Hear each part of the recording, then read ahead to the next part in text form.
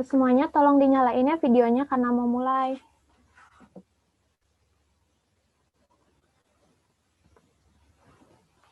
Saya mulai saja ya.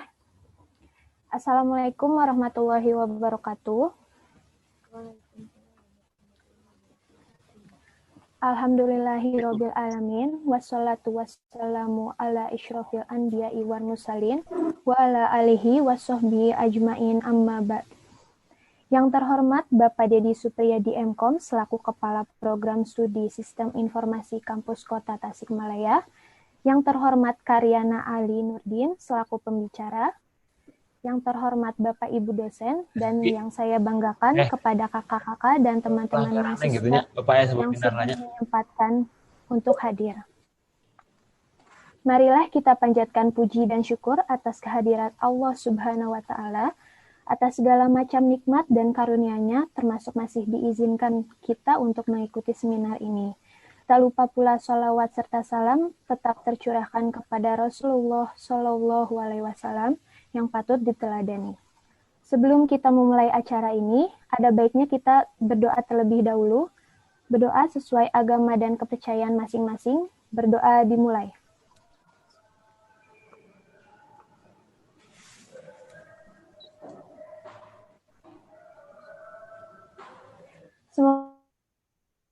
Semoga seminar ini membawa banyak kebaikan untuk kita semua. Amin.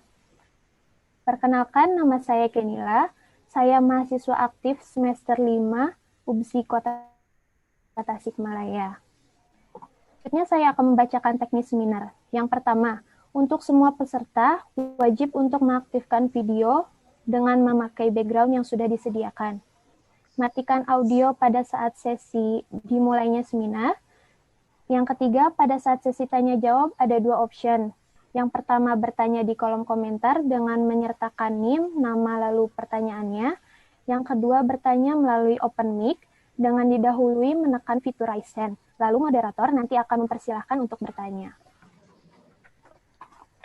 Selanjutnya saya akan membacakan rundown acara. Jam 10 sampai 10.15 adalah persiapan panitia, pembicara dan moderator. 10.15 sampai 10.25 adalah pengkondisian peserta. 10.25 sampai 10.30 adalah pembukaan seminar web abstrak secara abstrak. 10.30 sampai 10.35 adalah sambutan pembukaan acara oleh Pak Dedi Supriyadi. 10.35 sampai 11.15 adalah pemaparan materi oleh Karyana. 11.15 sampai 11.25 adalah sesi tanya jawab dan 11.25 sampai 11.30 adalah penutupan acara seminar. Selanjutnya saya akan membacakan biodata narasumber. Sebentar.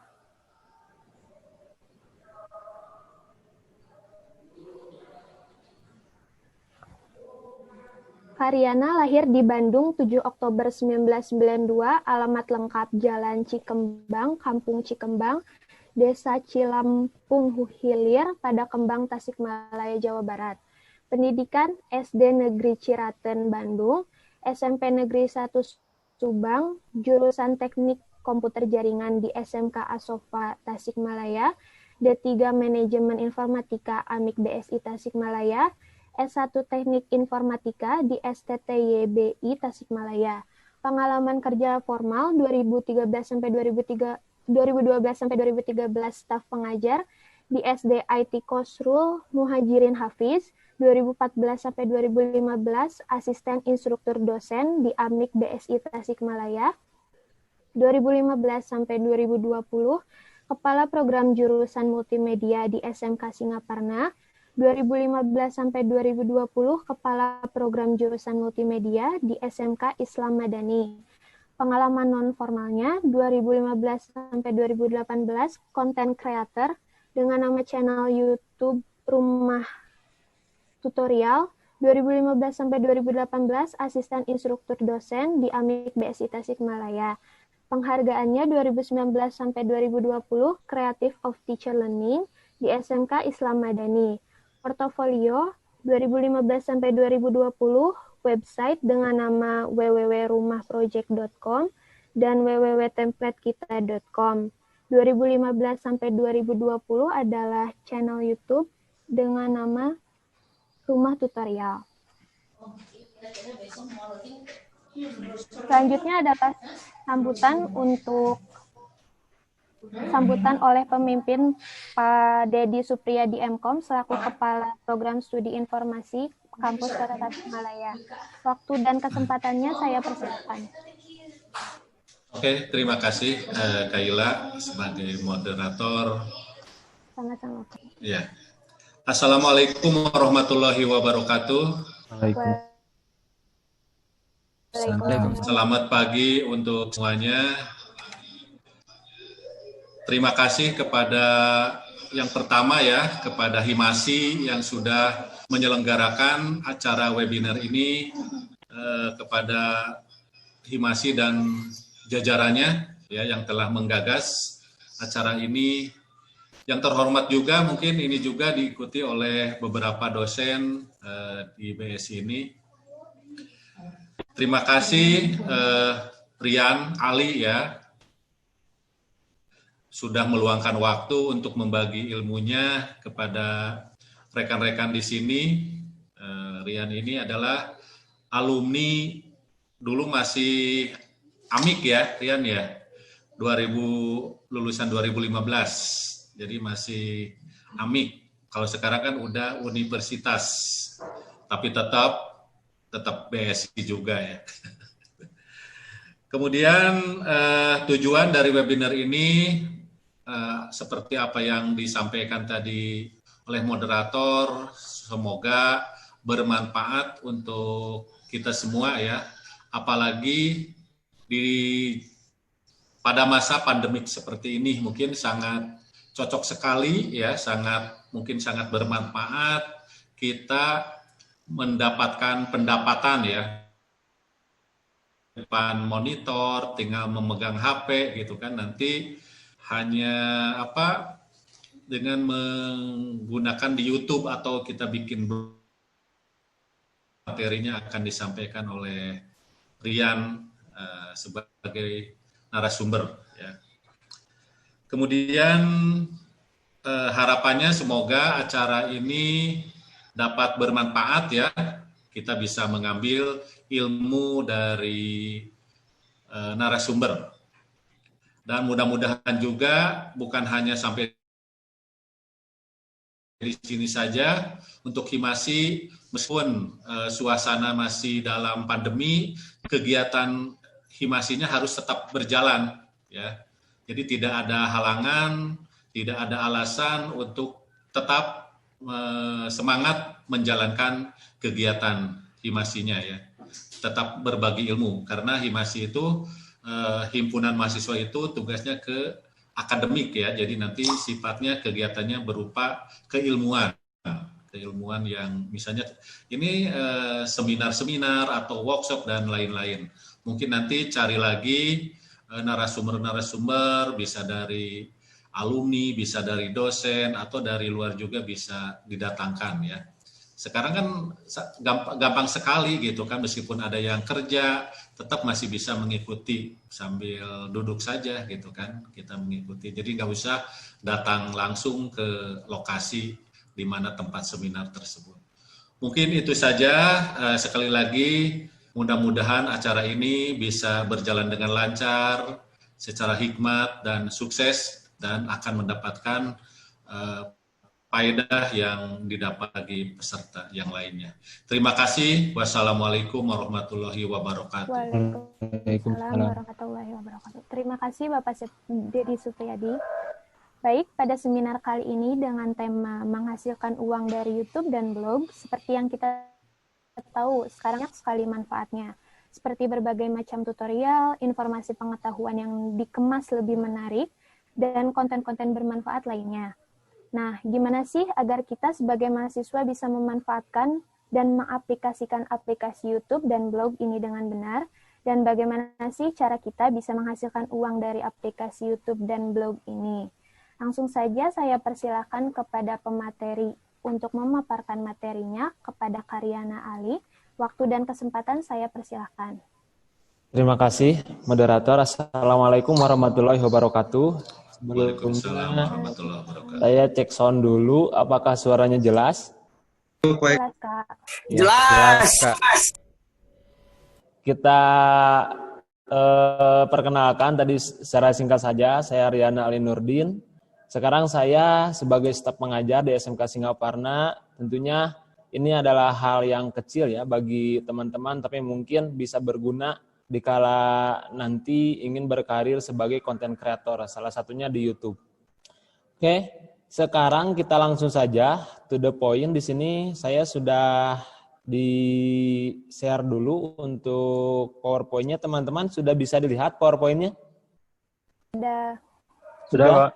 Oh iya, siap. Jadi sebetulnya di judul, nanti kalau misalkan teman-teman mau bertanya atau ada yang tidak tersampaikan, boleh nanti di ending di sesi question ya. Kayak di sini ada 2 judul, yaitu membangun channel dengan membangun blog untuk menghasilkan uang. Pada dasarnya sama saja karena ini merupakan dari produk AdSense ya, pengaruh atau dari iklan eksternal seperti itu. Jadi kita fokuskan dulu di YouTube sebelum nanti ke blog, dan nanti teman-teman kalau misalkan waktunya tidak cukup, teman-teman belajarnesia.com admin sudah menyiapkan untuk materi selengkapnya. Oke, inilah presentasi cara membangun channel menghasilkan uang. Target untuk materi ini yaitu mengetahui tahapan cara membangun YouTube channel hingga menghasilkan uang. Oke, kita langsung ke slide yang kedua. Di slide yang kedua yang mendasar, apa yang menjadi alasan ya seseorang harus masuk ke channel kita ya. Di sini opsi kita hanya ada 3 ya yang saya tahu. Pertama, bermanfaat, yang kedua memukau, yang ketiga menghibur. Jadi kalau kita misalkan tidak bisa membuat sesuatu yang tidak memukau, kita pilih bermanfaat seperti konten tutorial. Atau kalau kita tidak bisa memberikan pengajaran atau penyampaian, kita bisa memilih dengan memukau. Artinya kita bergelut seperti industri kreatif ya, seperti fotografi gitu kan, atau desain grafis. Atau opsi yang ketiga, tidak bisa memberikan hal bermanfaat dalam sisi edukasi, tidak bisa memukau, membuat konten yang di atas rata-rata, kita bisa menghibur ya. Di sini bisa menghibur, memang memerlukan juga untuk materinya juga ya, tidak bisa asal-asalan. Oke, sebentar. Oke, itu untuk slide-nya. Di sini fokuskan video YouTube Anda untuk memecahkan masalah orang lain ya. Jadi artinya kita buat konten YouTube kan bukan untuk kita, tapi untuk orang lain. Jadi kita harus melakukan dulu hal-hal di riset, itu apa yang dibutuhkan oleh netizen atau dibutuhkan oleh para YouTuber yang lain, maka kita membuatnya ya, seperti itu. Selanjutnya, di sini adalah proses dari awal sampai akhir YouTube itu bagaimana menghasilkan uang ya. Pertama yaitu membuat channel. Ini tentu hal teknis dasar tidak akan kita bahas, yaitu menggunakan Gmail. Yang kedua yaitu membuat video ya, membuat video yang menarik yang dibutuhkan orang. Yang ketiga yaitu YouTube friendly, artinya channel kita itu mudah ditemukan experience ya. Jadi bagaimana sih pengalaman user masuk ke dalam channel kita gitu kan? Apakah dia betah atau dia memang mampir saja atau ada sesuatu, atau mungkin mereka penonton yang dipaksa ya, seperti para orang-orang yang sub for sub ya, seperti itu. Jadi fokuslah cara cahkan masalah orang lain ya, seperti itu. Yang kelima, setelah memang semuanya sudah masuk ke tahap 4, penonton merasa nyaman di channel kita, lalulah terjadilah interaktif, yaitu proses timbal balik antara admin dan penonton, seperti itu. Selanjutnya di sini ada rule sampai bisa menjadi penghasilan. Pertama, kita harus cari dulu viewer ya. Jadi bukan cari dulu subscriber, tapi cari dulu viewer. Karena pada dasarnya subscriber itu akan datang sendiri, kalaupun nanti kita tidak mempromosikan, seperti itu. Selanjutnya nanti viewer itu nonton video kita, ini belum bisa menjadi uang, dan selanjutnya akan menjadi jeda iklan ya. Nah, maka yang menjadi uang itu adalah jeda iklannya gitu. Jadi bukan subscribernya, tapi jeda iklannya. nanti jeda iklan itu akan diakumulasikan selama 1 kali 24 jam di dalam YouTube, lalulah diakumulasikan menjadi uang, seperti itu. Jadi kita fokus pertama itu viewer, dia menonton video kita, setelah itu masuk ke jeda iklannya yang ditonton, lalu masuk diakumulasi, diperhitungkan 1 kali 24 jam, barulah keesokan harinya menjadi uang dalam bentuk dolar ya. Oke. Selanjutnya kita sebentar, ada ya.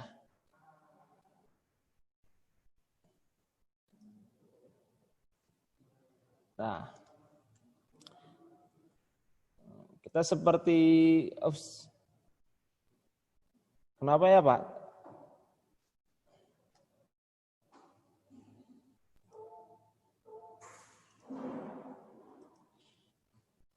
Kalau seperti ini jelas Pak?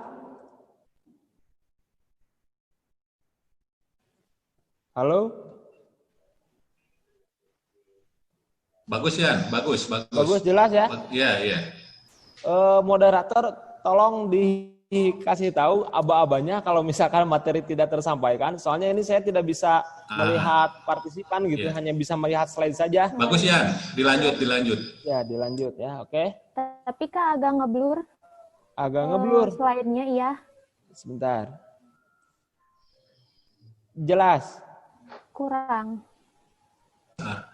Di show aja ya. Nah, ya betul, udah bagus. Udah? Iya. Ya. Oke.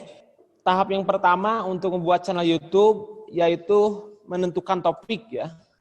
Di sini hal yang paling mendasar pertama, konten apa yang akan disampaikan. Jadi tidak bisa kita menggunakan video orang lain atau upload atau menjiplak konsep dari channel orang lain. Karena ini memang harus benar-benar diri kita sendiri gitu kan, atau benar-benar sesuatu yang expert atau benar-benar sesuatu yang dikuasai ya, setidaknya kita di atas rata-rata dari orang-orang awam ya, seperti itu. Ini jadi topik channelnya. Kita lanjut dulu. Untuk memilih topik channel, admin di sini mengkategorikan 2 ya. Pertama secara internal, yang kedua secara eksternal untuk memilih.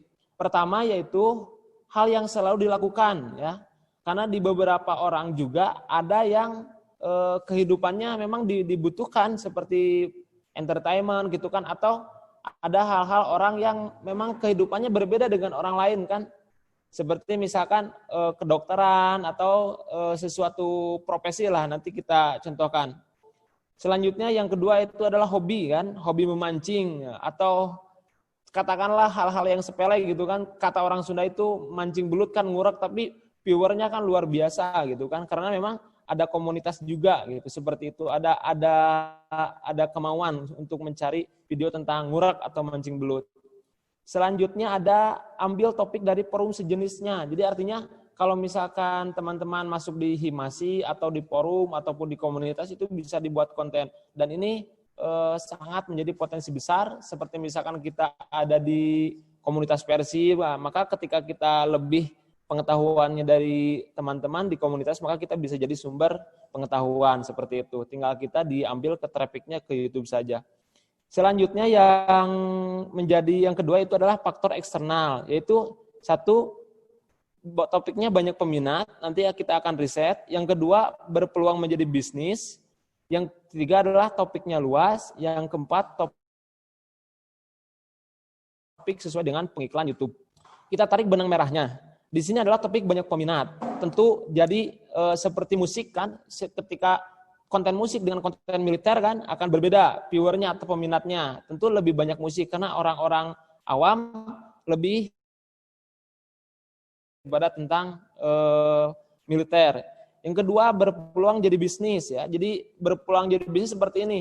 Ketika kita membuat konten desain grafis, maka nanti dikonversikan menjadi bisnis jasa desain gitu kan, atau unboxing kan menjadi toko online seperti itu. Yang ketiga adalah topiknya luas. Jadi kalau misalkan Anda membahas tentang memancing kan, akan lebih sempit daripada Anda membahas tentang belajar musik gitu kan. Karena mungkin komunitas memancing atau topik tentang memancing itu sempit daripada dibandingkan dengan musik seperti itu. Yang keempat adalah topik sesuaikan dengan pengiklan YouTube ya. Artinya seperti ini. Jadi di YouTube itu kan banyak platformnya ya. Pengiklannya juga banyak. Ada misalkan Anda membuat topik tentang web, maka pengiklannya cocok dengan wix.com gitu kan, dengan Niaga Hoster atau dengan layanan-layanan provider.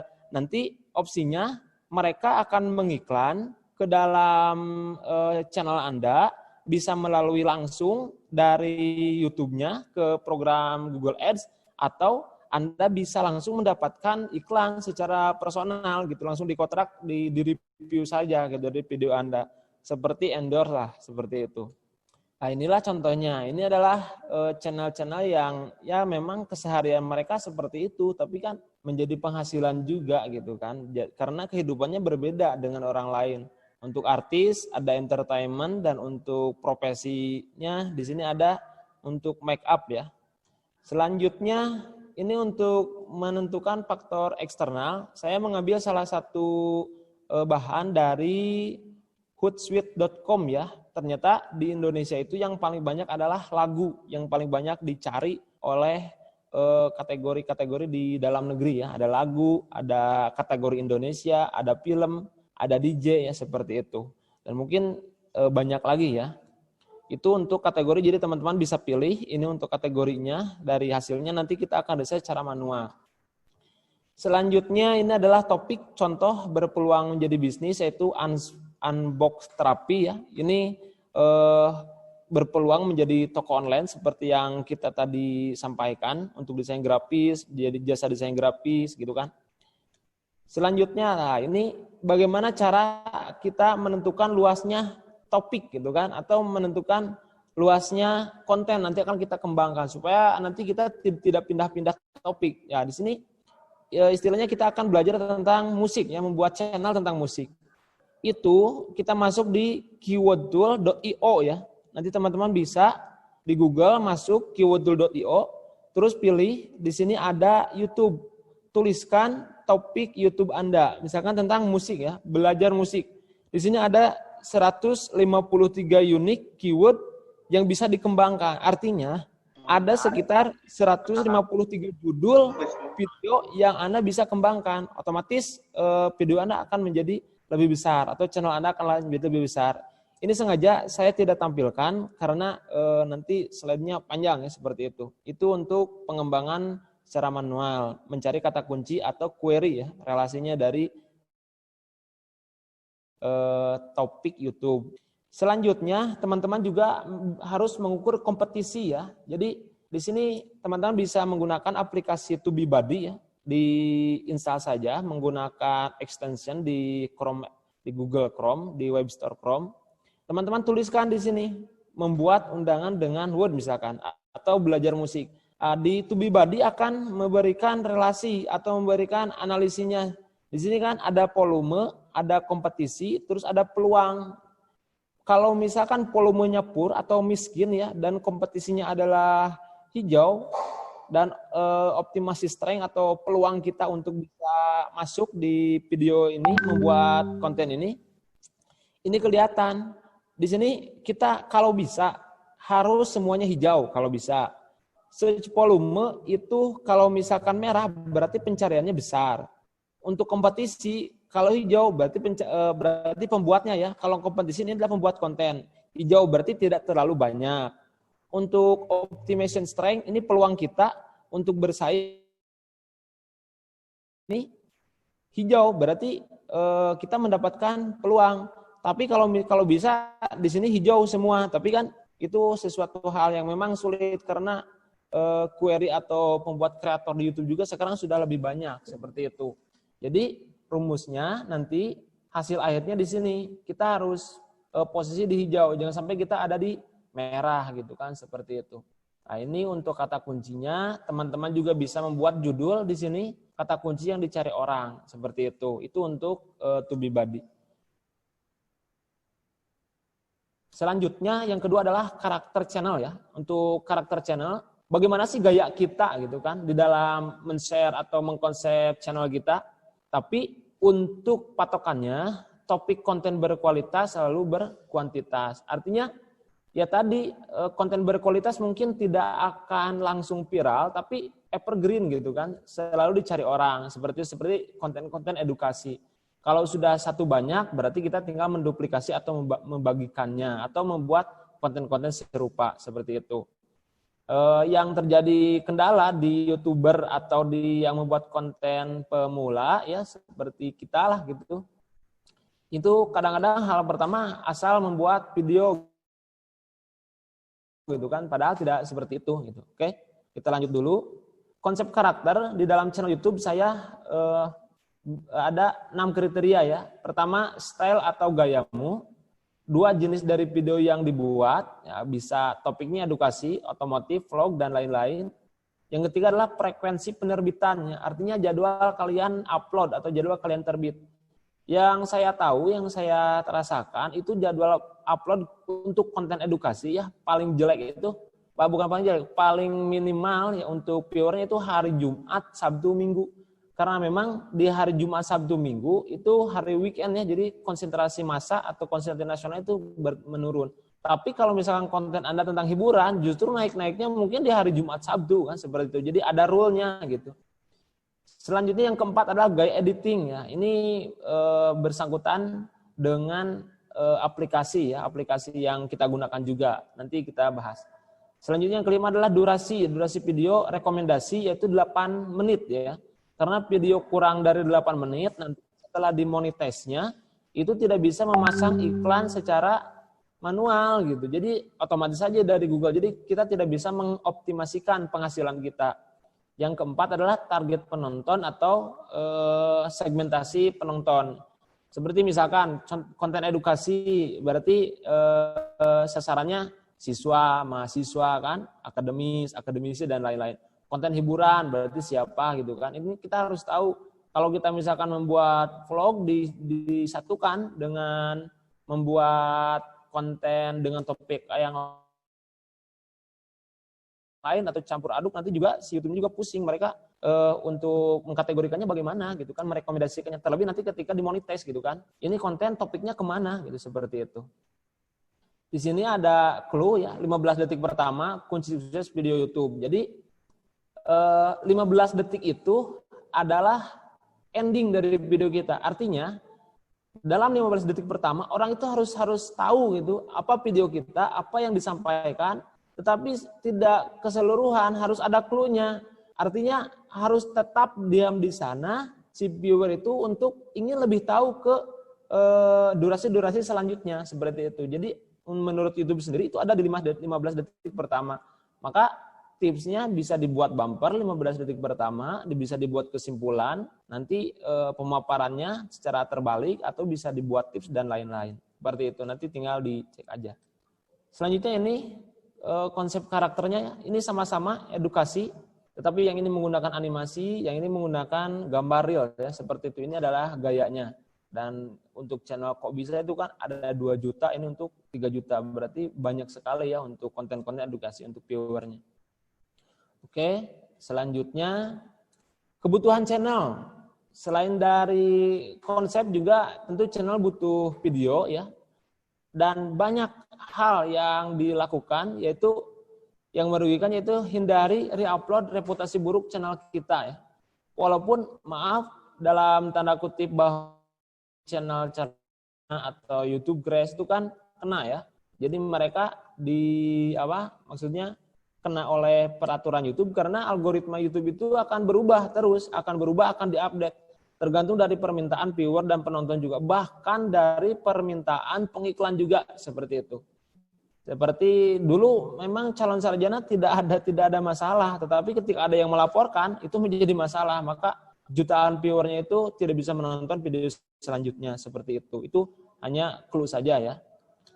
Selanjutnya kebutuhan topik ada 3. 1, tingkat pengetahuan topik YouTube. Seberapa dalam kita mengerti dalam topik yang akan kita sebarkan. Yang kedua, hard skill dan soft skill harus kita upgrade ya. Nanti contohnya kita akan paparkan. Yang ketiga adalah pencapaian Anda ya. Seperti misalkan 1 bulan pertama 1.000 subscriber, 2 bulan pertama 2.000 subscriber, itu apa faktor-faktornya, kita bisa analisa nanti di Google Analytics, di YouTube Analytics.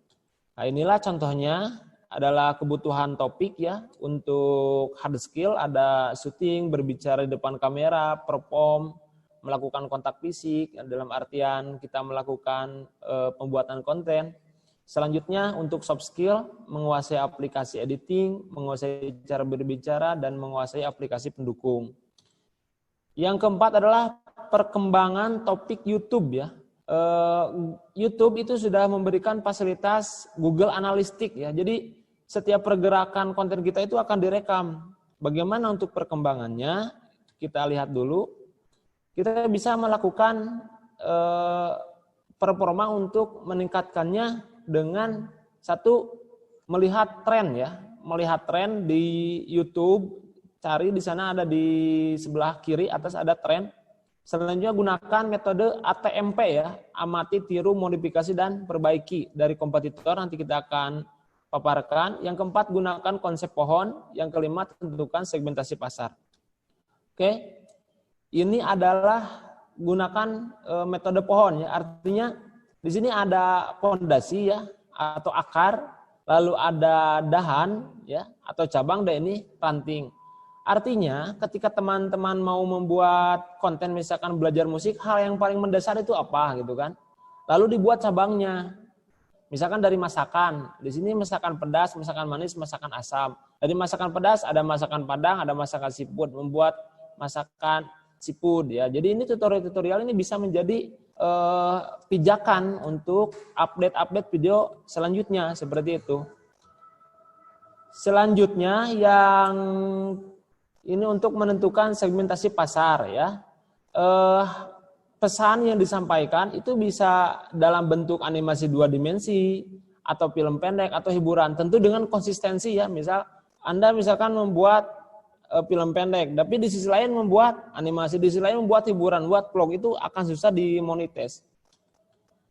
Ini untuk caranya, teman-teman bisa dilihat ATMP ya, saya garis bawahi bahwa untuk perbaikinya di sini bisa dilihat memang mungkin untuk videonya ada yang seadanya mungkin kan, atau ada perbaikan, dan tentunya video dengan resolusi besar lebih direkomendasikan oleh YouTube. Resolusi besar misalkan 360 dengan 480 itu akan kalah dengan 1080 dan akan kalah dengan 2K atau 4K ya, seperti itu. Jadi kalau bisa kita gunakan video dengan resolusi besar kalau ada ya. Selanjutnya untuk tips ya, ketika kita sudah mempublish video YouTube. Oke.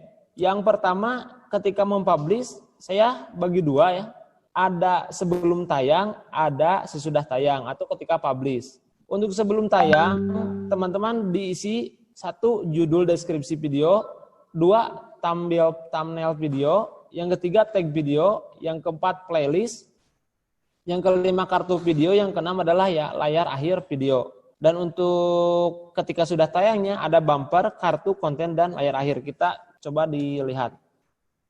Ini sebelum tayang. Untuk sebelum tayang, teman-teman yang pertama itu bukan menentukan judul, tetapi mencari dulu tag ya.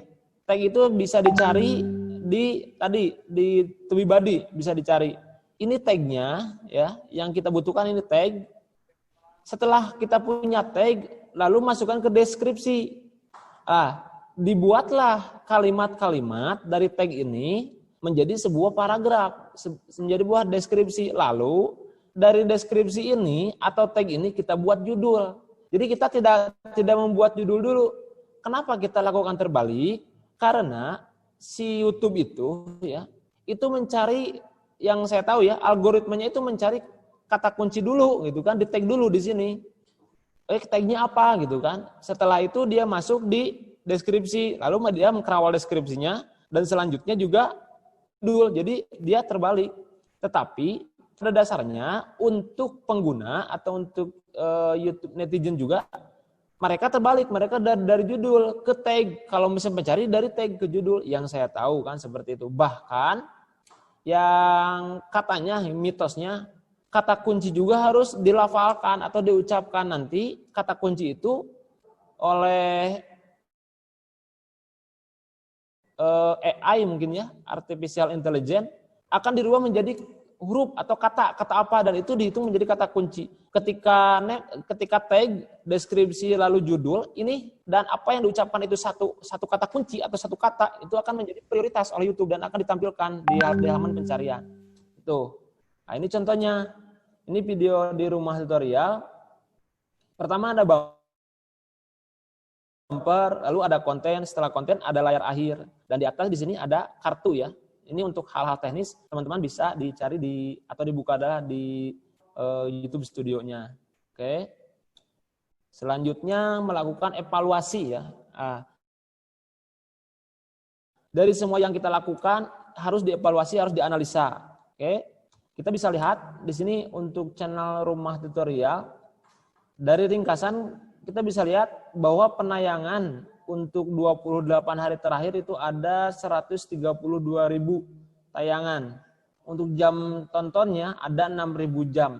Ini bisa lihat kalau misalkan kita mengacu kepada 4.000 jam, sekitar 250.000 menit gitu kan.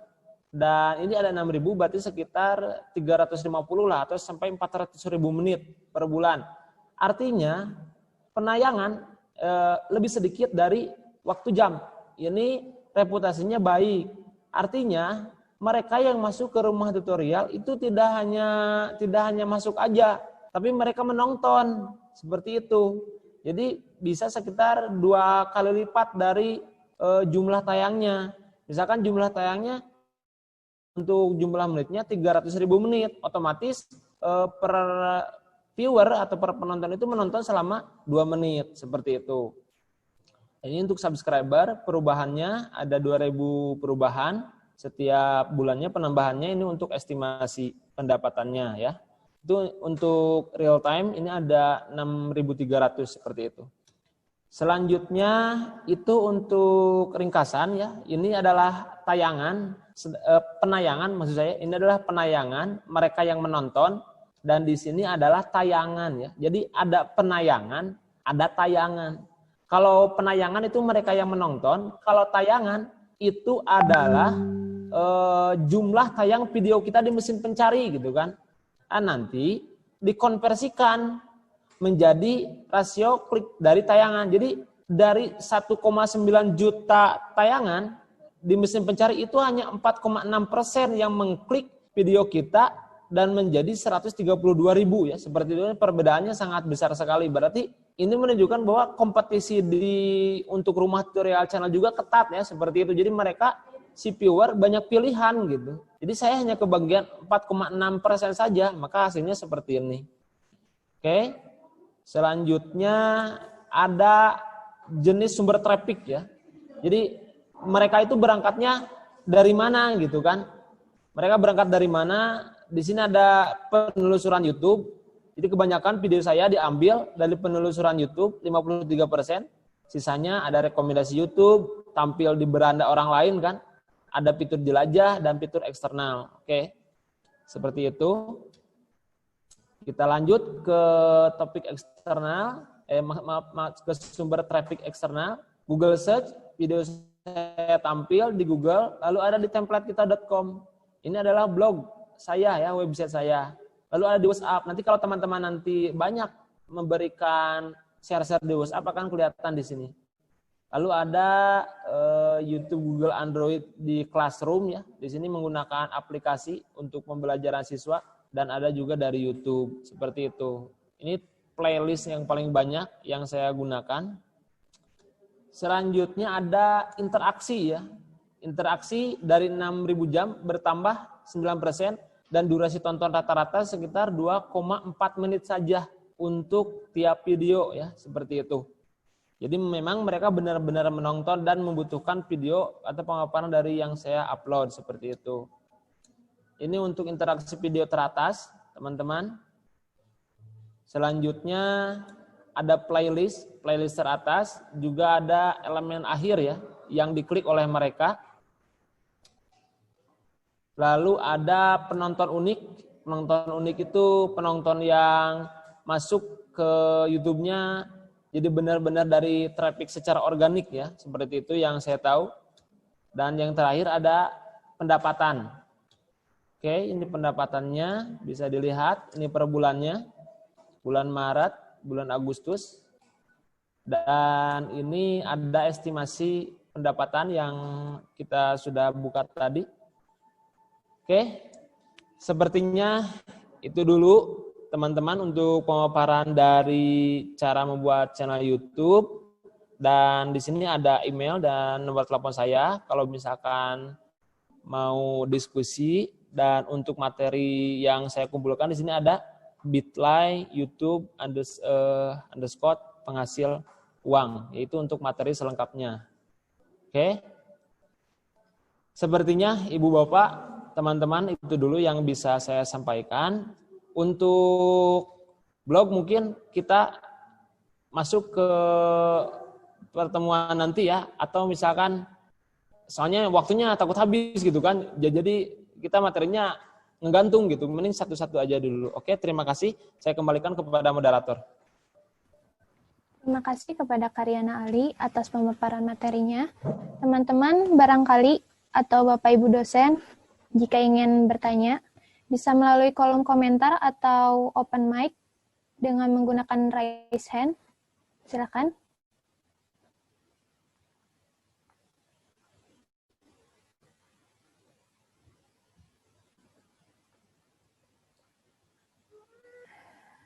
Ada yang ingin bertanya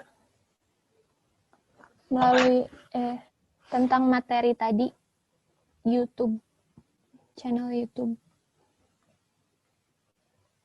Oh, Assalamualaikum.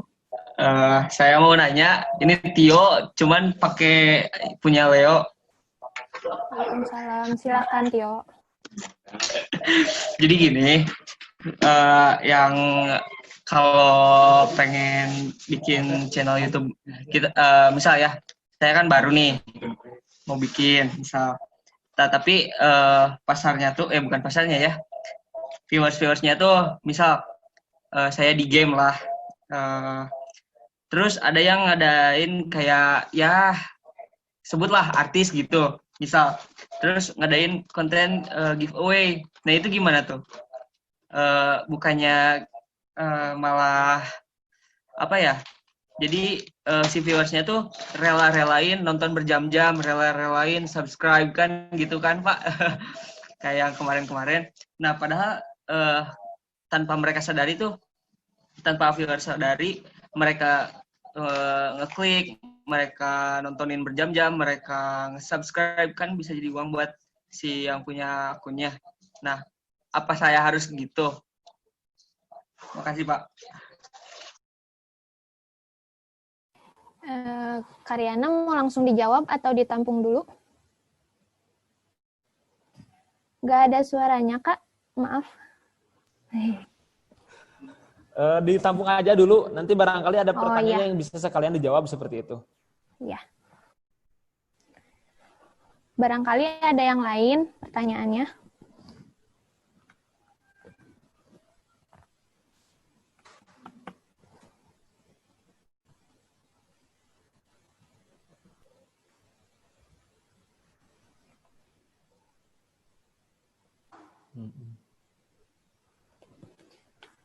Ada yang bertanya lagi, silahkan. Bapak Ibu dosen barangkali.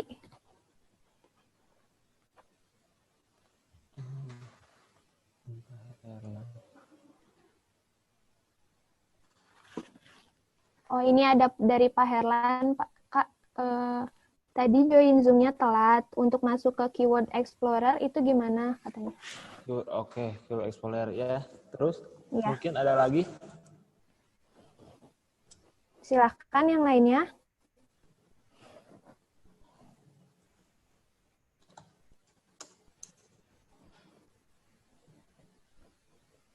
Dari anggota Himasi, barangkali ada yang mau bertanya.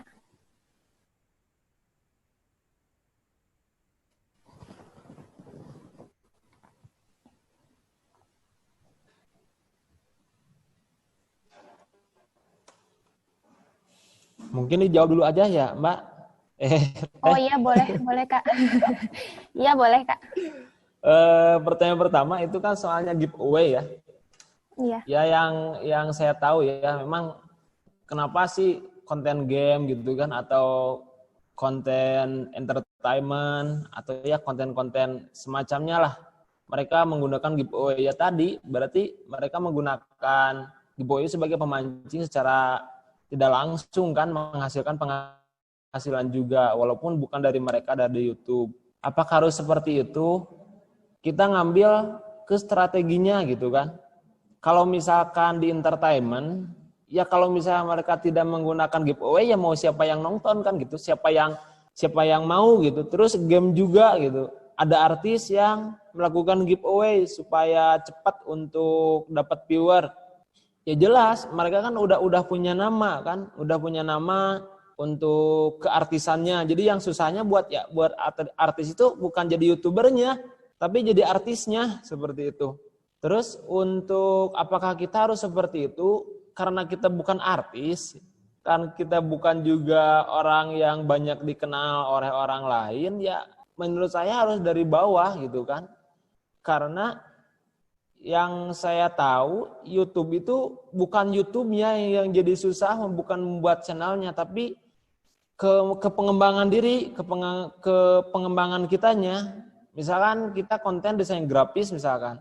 Ya kita bisa tumbuh tidak gitu kan bersama YouTube gitu. Karena pada dasarnya si YouTube itu hanya dokumentasi saja seperti itu. Maka sesuai dengan yang tadi saya paparkan, ketika kita semakin expert di bidang kita, misalkan di desain grafis atau di SEO gitu kan, atau di kreatif gitu, itu nanti akan sendirinya bisa jadi konsultan, dikenal orang gitu kan. Dan maaf, bukan berarti sombong atau dan lain-lain. Saya membuat channel YouTube itu dengan konten ada Moodle. Di Moodle, gara-gara Moodle saya terpanggil sebagai tenaga ahli di Kementerian ATR BPN. Itu gara-gara Moodle gitu. Jadi strateginya kemana? Bisa tidak si konten kita menjadi peluang yang lain gitu kan? Kalau musik kan kita mungkin bisa menjadi artis gitu karena expert di bidang musik. Kalau misalkan jadi game, ya mungkin jadi e-sport gitu, tapi sampai kapan kita harus seperti itu gitu. Harus dilihat jangka pendek dan jangka panjangnya. Ya kalau artis mereka kan tinggal modal ketenaran dan juga tampang juga mungkin ya untuk giveaway juga jadi lebih mudah. Jadi jawabannya tergantung dari kita. Kalau misalkan kita kompetitornya artis, mereka punya modal dan mereka mudah belajar, ya kita berarti berada di pojok channel kita seperti itu. Oh, iya Pak, mau tambahan lagi nih Pak. Jadi misal ya Pak, saya udah lama sih udah gak nonton TV ya. Masalahnya di TV juga bingung saya mau lihat apa gitu. Kebanyakan sinetron lah. Anak kecil juga sekarang udah pada suka sinetron. Terus itu kan apa ya? Jadi rating TV itu sekarang di bawah YouTube lah. Jadi YouTube ratingnya tuh lagi naik-naiknya gitu. Betul. Ya, terus mau jadi apa YouTube nanti ya gitu loh Pak. Banyaknya konten artis yang ya boleh saya bilang sih ampas semua Pak. Betul. Di YouTube juga malahan pernah ada yang trending itu anak kecil di One beli ikan cupang Pak. Itu aja bisa trending Pak. Jadi gimana ya? Apa? Ya makanya kalau misalkan mau main di edukasi ya misalkan, ya kita ngambilnya orang luar aja gitu kan langsung. Maaf, kalau misalkan kita expert di bidang edukasi, desain grafis itu kan di passion saya ya. Kalau teman-teman di game merasa memang kemampuan Anda di atas rata-rata, bikin aja keywordnya orang luar gitu kan. Maksudnya orang luarnya keywordnya bahasanya pakai bahasa Inggris gitu. Apalagi kalau misalkan mainnya di creative market kan seperti itu luar biasa potensinya. Nah, pada dasarnya memang seperti itu. Ketika saya juga merasa aneh gitu kan atau merasa kesal gitu. Kenapa konten sampah gitu kan atau konten re-upload, konten ampas itu lebih banyak trending, lebih banyak viral daripada konten-konten edukasi. Ya itulah plus 62 kan seperti itu. Iya Pak, ya. Mau tanya lagi Pak, satu lagi ini terakhir. Itu masalah yang apa? Yang kata-kata anjay itu dilarang katanya. apa salahnya gitu Pak kata anjay? Kan banyak juga kata-kata yang ya plus 62 tuh pada toksik semua Pak bahasanya. Ya, luar biasa ya. Ya, yang saya tahu jadi seperti ini. YouTube itu nanti jadi YouTube itu aturannya ada aturan YouTube sendiri, terus ada aturan dari setiap beda-beda negara. Mungkin nanti kalau anjay itu sudah diajukan ke YouTube, misalkan anjay itu harus disensor, kita kena itu. Kenapa? Kena dari pengucapan kata kasar gitu kan, karena di TOS YouTube itu kan tidak boleh menggunakan kata kasar, tidak boleh konten-konten bermuatan negatif kan seperti itu. Itu bisa jadi menurut saya. Karena dulu untuk gamer itu ya bisa dibilang surga mungkinnya di YouTube itu penghasilannya. Tapi ketika ada game-game yang bahasanya itu kan double kill gitu kan, atau kill atau bunuh gitu kan dalam bahasa Indonesianya, itu berpengaruh. Maka kadang sebagian gamer di YouTube itu nggak di ACC gitu. Karena ada itu. Termasuk mungkin yang recover mungkinnya seperti itu. Dulu mungkin recover tidak apa-apa. Tapi setelah viral, si pembuat lagu itu bisa menggugat. Bisa jalur offline, misalkan jalur hukumnya Anda tidak berhak merecover dari video saya, atau secara online dia mengajukan langsung di YouTube studionya ada copyright diajukan, terus minta dihapus. Itu seperti itu, ada teknisnya gitu kan. Jadi menurut saya, ya kalau mau aman mah, mainnya satu videonya harus ori gitu kan, terus fokus ke memecahkan masalah orang lain. Kalau misalkan untuk hiburan ya dijaga-jaga juga seperti itu, karena tadi kan ada kata anjay yang ya untuk apa gitu kan merepotkan seperti itu gitu. Mungkin dari saya seperti itu. Iya, makasih Pak. Iya. Cukup Tio. Alhamdulillah cukup. Jadi selanjutnya yang dari Pak Herwood Explorer itu gimana? Untuk Bapak Herlan yang terhormat, Bapak, jadi untuk toolnya banyak sebetulnya. Di sini saya contohkan ya, sebentar di screen-nya dulu. Nah, bisa dilihat, Teh? Bisa, Pak. Ya. Di sini pertama ada keywordtool.io ya. Di sini saya praktekkan. Di sini lihat misalkan tadi kan belajar musik misalkan. Nah, ini YouTube untuk kategorinya. Tunggu dulu. Nah, bisa dilihat di bawah. Ini adalah kategori-kategori yang berelasikan belajar musik channel, belajar musik DJ, musik blues, musik dan lain-lain lah. Ini bisa kita gunakan sebagai kategori. Tetapi di sini tidak ada volume dengan kompetitornya, tidak ada. Maka ini membingungkan gitu kan untuk menjadi prioritas. Tapi untuk menjadi ide, ini bisa menjadi ide kan. Belajar edit musik belajar fokus dan lain-lain lah. Untuk melihatnya, kita bisa menggunakan tool TubeBuddy di sini. Nah, kita ambil keyword explorer. Di keyword explorer, kita tulis di sini belajar musik misalkan. Belajar musik ini kan sudah ada rekomendasi atau suggestion keywordnya. Tuh. Bisa dilihat, oh ini luar biasa kan, volumenya besar, kompetisinya juga luar biasa, sesuai tadi dari hasil risetnya, bahwa yang buatnya lebih banyak daripada kompetisinya berat gitu kan. Dan peluang kita kalau membuat itu berarti ada di sini. Berarti ya kalau channel baru kita jangan dengan kata belajar musik gitu kan, akan susah untuk masuk di halaman 1 kecuali kita menggunakan relasi ya, atau di share-share via sosial media. Tapi kalau misalkan itu sudah dimonetize, katanya sih yang saya tahu itu bisa jadi pelanggaran karena trafiknya tidak organik seperti itu. Dan untuk tadi ya, untuk hak cipta, di sini ada tombol hak cipta, ada permintaan penghapusan, ada beberapa channel juga yang mereupload video, nanti bisa dilihat di sini untuk pelanggaran-pelanggaran berkaitan dengan hak cipta. Seperti itu mungkin, Teh. Oh ya, jadi untuk melihat ke keyword explorer-nya di keywordtool.io ya Kak? Ya, dan menggunakan aplikasi TubeBuddy. Ya, begitu ya Pak Herlan. Ya. Jadi selanjutnya dari Citra Amelia. Kalau iklan itu dikasih sama YouTube-nya maksudnya datang sendiri atau gimana? Karena tadi jaringannya jelek, jadi kurang jelas, Kak. Ya, saya ambil lagi ya. Dicontohkan lagi screen-nya. Sebentar. Iklan itu muncul sendiri atau bagaimana gitu kan? Itu kita ada beberapa tahap. Kriteria channel YouTube bisa masuk iklan atau bisa masuk uang itu, pertama syaratnya harus 1.000 subscriber. Yang kedua harus 4.000 jam. 1.000 subscriber itu bisa didapat mungkin dalam 1 bulan dengan kita mempromosikan. Tapi untuk 4.000 jam itu sekitar 200.000 menit lebih lah.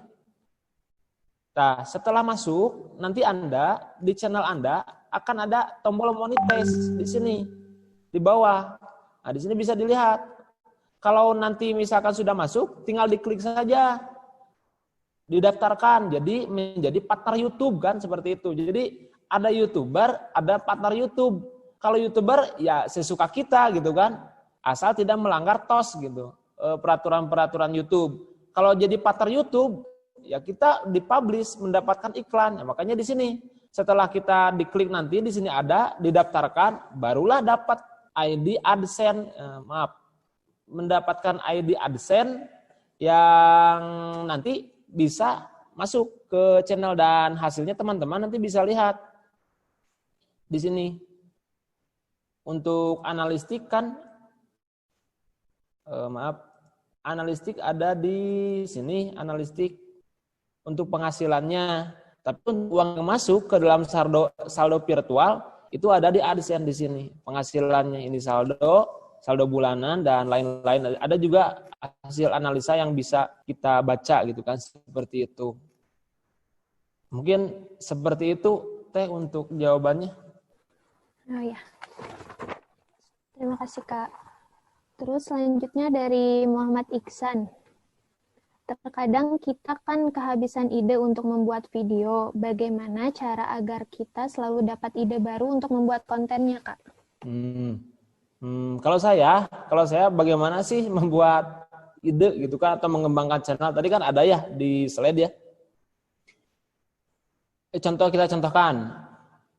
Ada penulis gitu kan, itu harus punya inspirasi.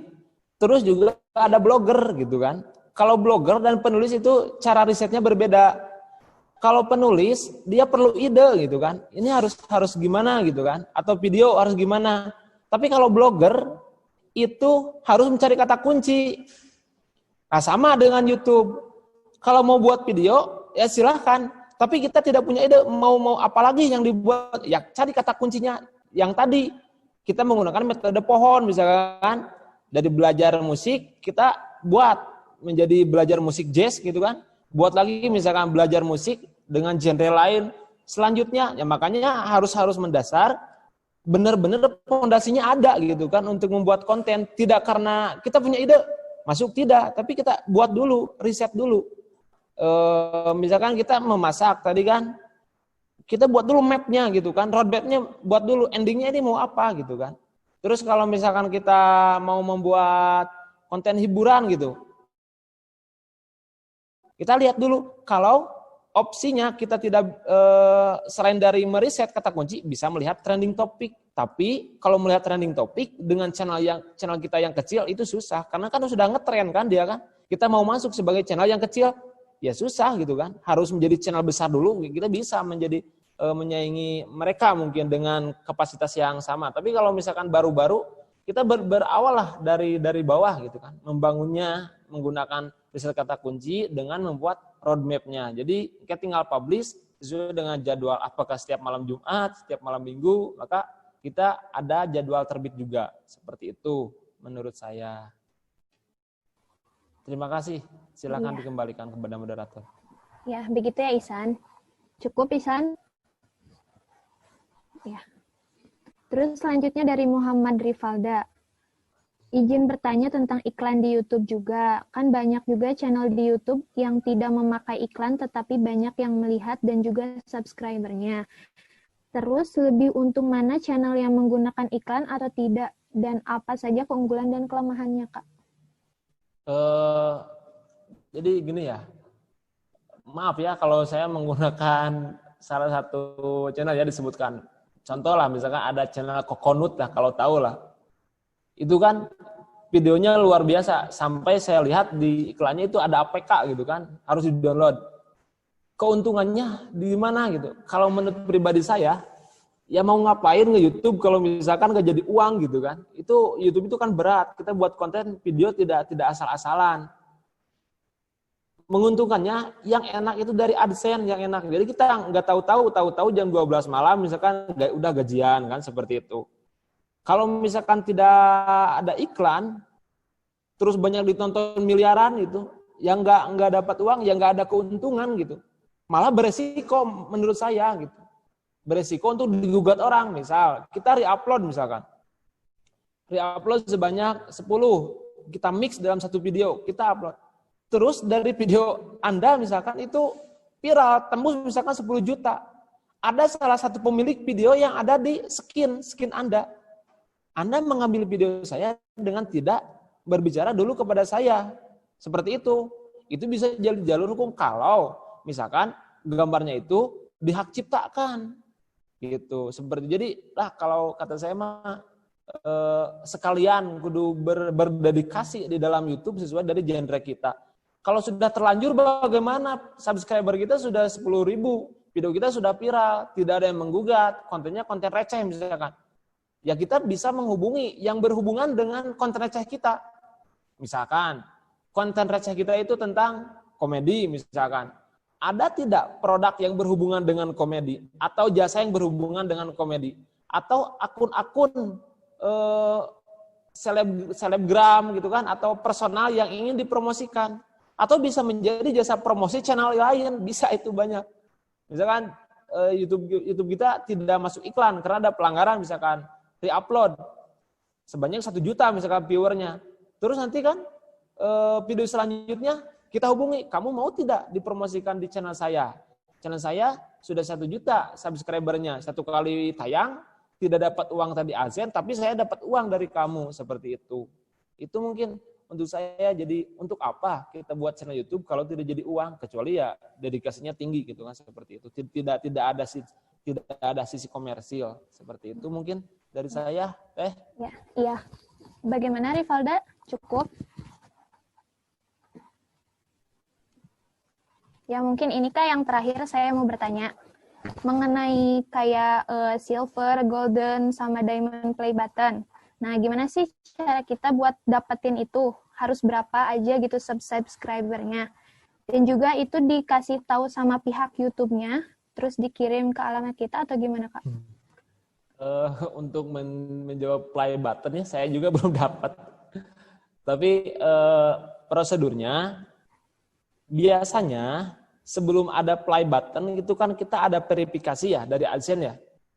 Jadi ketika nanti kita sudah diterima sebagai partner YouTube ya, sebelum ke play button ya, sebagai partner YouTube kita diverifikasi, minta disuruh upload KTP.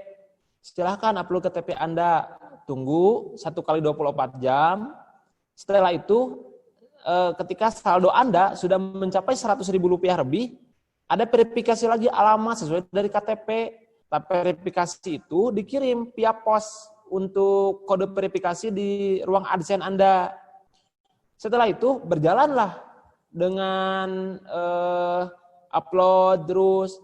Setelah mencapai 100.000 subscriber, itu dikirim untuk play buttonnya. Tapi secara teknis karena saya juga belum mendapatkan itu, saya tidak tahu kan. Biasanya langsung verifikasi, dan si YouTube juga kalau ada perubahan kebijakan, kalau ada notifikasi pelanggaran, terus ada seminar-seminar, itu dia melalui email seperti itu.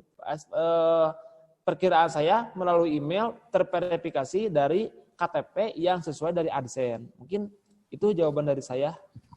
Oh iya, terima kasih Kak. Mungkin cukup sekian. Terima kasih, Kak. Jadi, saya akan memaparkan kesimpulannya bahwa pada zaman sekarang ini banyak sekali wadah bagi kita untuk menghasilkan uang dengan memanfaatkan berbagai teknologi yang ada. Salah satu contohnya adalah aplikasi YouTube. Jika kita mempunyai kemauan, kerja keras, dan niat baik, pasti diberikan kemudahan oleh Allah Subhanahu wa Ta'ala. Amin.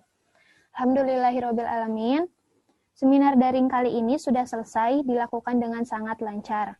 Semoga ilmu yang sangat bermanfaat ini bisa kita amalkan dan aplikasikan di kehidupan sehari-hari. Amin. Amin. Saya sebagai moderator memohon maaf jika banyak sekali kekurangan dalam penyampaiannya. Semoga teman-teman semua pun selalu diberikan kesehatan dan dijauhkan dari segala penyakit dan virus. Saya undur diri, terima kasih atas segala perhatiannya. Mohon maaf sekali lagi. Wassalamualaikum warahmatullahi wabarakatuh. Waalaikumsalam warahmatullahi. Selamat ketemu lagi nanti di yang lain lagi, bagi lagi ya Rian ya, berbagi ilmu lagi. Siap, Bapak. Foto bareng dulu, Pak. Ya, foto-foto dulu dong. Oh iya sih, saya sih dokumentasi dulu.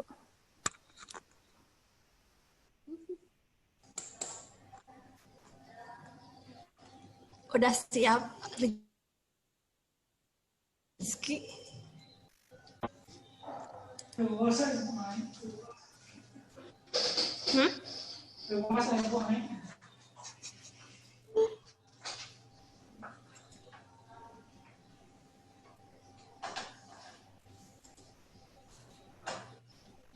Tiga, dua, satu.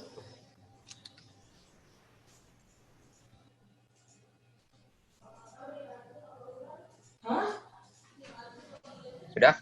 Sudah, Bu. Belum. Lagi? Slide 1, slide 2.